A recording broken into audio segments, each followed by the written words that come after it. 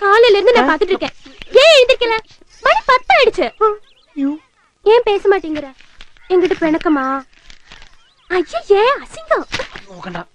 പോയിക്കോ പോയിക്കോ.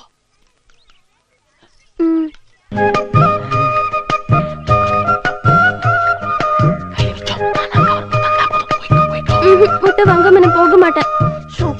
പ്രേമ, പുതിയ അധ്യായം തുറന്നപ്പോ പഴയ അധ്യായം അടച്ചോടാ. അവനിപ്പോ ഒരു ആനമുട്ട കിട്ടിയിട്ടുണ്ട്. നിക്കടിയാടാ. യവനെ നമ്പി നീ മുട്ടയിട്ടാ നീ പെടും.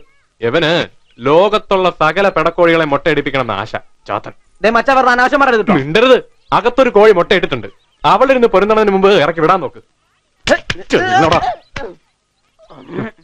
മുട്ട തിന്നുന്ന മുട്ടയെ പോലായത്.